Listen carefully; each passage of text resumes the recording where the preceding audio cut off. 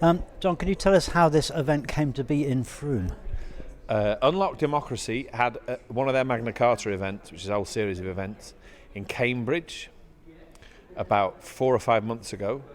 And I spoke at it, and a lot of questions came up about democracy and participation and the extent to which politics as usual is being challenged. And I said repeatedly, well, I come from this town in Somerset, it's where I live, it's my adopted home, and there's all sorts of interesting stuff going on there. And people there seemed quite interested in that, quite sort of energised about what I had to say about it. And I spoke to the organiser of the event and I said, why don't we do one of these in Frome, And so I talked with them for quite a while about making it happen.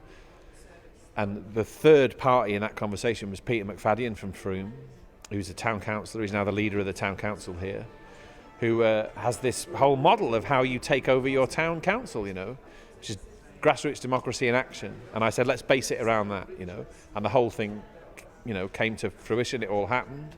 And lo and behold, here today we've got 300 people who've come from Frome, but also from all over the country. They've come from not just Gloucester and Bristol and Bath and places in the southwest. They've come from Yorkshire and Lancashire and Cheshire and Devon and Cornwall further south. So it's amazing. The response to it has been better than I thought it would be. It's amazing. So how do you feel the day went, and what lessons have you drawn from it, or what have you drawn from it, full stop? Well, the lesson you draw from it is there's a huge appetite for talking about politics, and not politics in the sense of, David Cameron versus Jeremy Corbyn, now it is, or, Alex Salmond in Scotland, or these people in suits who you see on the television. But politics in a very visceral, real sense, how people live, what's happening in their towns and cities and villages and all of that, what's the nature of power, how do you take it back, how do you level the playing field a bit, all of that. People want to talk about that stuff, and it's amazing to see. You don't get that many opportunities to do it, but more and more and more these sort of gatherings are happening. I saw them happen in Scotland during the independence campaign, the referendum, and now they're starting to happen in England, and it's just really, really inspiring. What a wonderful thing, you sit in a group of 15 or 20 people and you say, well, let's talk about changing the electoral system or how we treat refugees or whatever it is, and all this stuff happens, It's great. What's going to happen after today's over for all of these people have come from all over the country to talk about where they live, how it relates to politics, and how you make change happen. So you're not going to put that back in its box. And because we've got social media now, everybody stays in touch, and it's the start of a process. And I don't know where it's going to go, but whatever happens, it'll be exciting, it'll be inspiring, and it will change things. That's brilliant. Yeah. What advice would you give to somebody who's in a town, they're frustrated with the local political management of this, what advice would you give them? What's the first thing they should do? The first thing someone in a town, village or city neighbourhood who wants to take power back should do is understand that you can do it. They probably didn't realise what they were letting loose, but the coalition government, the Tories chiefly, were very into this idea of localism, and they authored this thing, the Localism Act. And if you're clever about it, what it provides is a chance to have all sorts of powers and capabilities that you didn't have before, and suddenly you can do things. That's what's happened in Frome. It's starting to happen in Devon and Cheshire and Lancashire and all these places. So you can do it. You have to kind of read up on it. You have to read the book of Flat Pack Democracy. You have to talk to other people in the same position, but you can do it. And what you'll find then is that suddenly, things that you thought should be left to people in suits and bureaucrats, you can do. So do we have David Cameron to thank for this?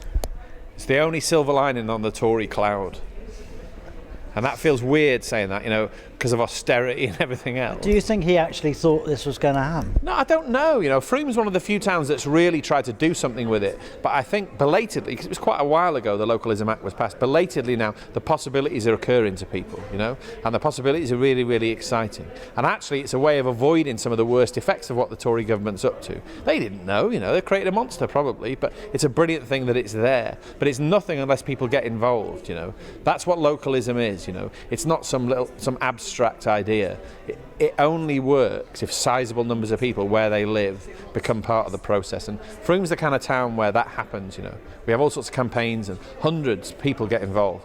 How many other towns of 25,000 population would you get 300 people to talk about politics all afternoon when the sun was shining? That's what's great about Frome. How do you think it's going to look in 2016? What 2019. specifically? You know, when the next general election, do you think we can make a sea change in the way people think about politics by then? Nobody knows anything anymore.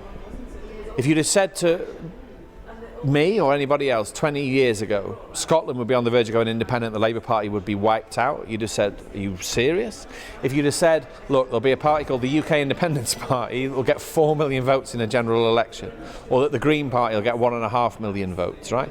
Or that someone from the fringes of the Labour Party would get 59% of the poll in a leadership election. Or that all over Europe, new parties are rising and doing things nobody expected. Nobody knows anything anymore, least of all me, right? So I don't know what Britain politically is going to look like in 2016, 2017, 2018, 2019. I only know that the sort of spirit you get happening here suggests to me that a lot of what goes on will be really exciting.